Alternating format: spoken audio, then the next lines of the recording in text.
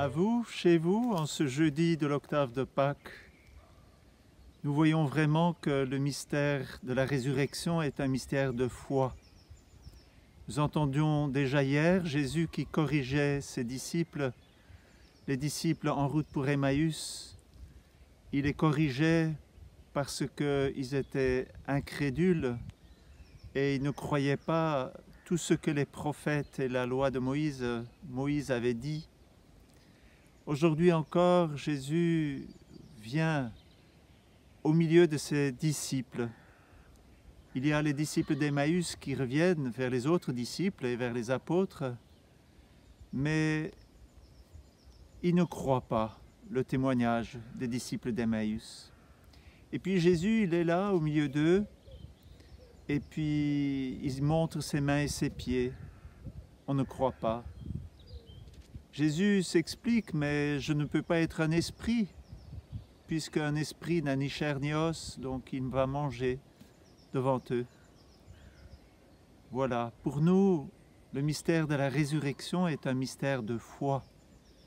La grande épreuve du temps de Pâques, c'est la foi en le mystère de la résurrection de notre Seigneur Jésus-Christ. Et encore aujourd'hui, Jésus nous exhorte à connaître les Écritures. Il nous y invite.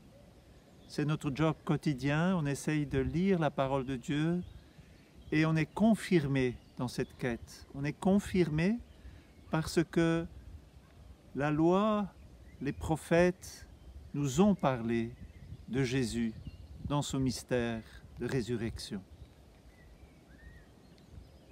Rappelez-vous les paroles que je vous ai dites quand j'étais encore avec vous. Il fallait que s'accomplisse tout ce qui a été écrit de moi dans la loi de Moïse, les prophètes et les psaumes. Alors il leur ouvrit l'esprit à l'intelligence des Écritures. Il conclut, c'est bien ce qui était annoncé par l'Écriture, les souffrances du Messie, sa résurrection d'entre les morts le troisième jour et la conversion proclamée en son nom pour le pardon des péchés à toutes les nations, en commençant par Jérusalem. C'est vous qui en êtes les témoins. C'est extraordinaire d'avoir cette exégèse et d'entendre que Jésus nous dit cette sagesse de la loi de Moïse, des prophètes, des psaumes, tout ce que Jésus a vécu, spécialement son mystère d'agonie, de mort, de résurrection, tout a été préparé, tout a été annoncé. Évidemment, pour les prophètes, pour Moïse, même pour Abraham, tout cela était caché, mystérieux. C'est toujours mystérieux pour nous, et pourtant maintenant nous avons des témoins. Le témoignage que nous ont donné les apôtres, toute la tradition de l'Église qui depuis des siècles transmet cette bonne nouvelle de Jésus qui s'est livré pour nous, qui est ressuscité et qui est devenu notre vie. Je suis la vie, je suis la résurrection. Voilà le témoignage.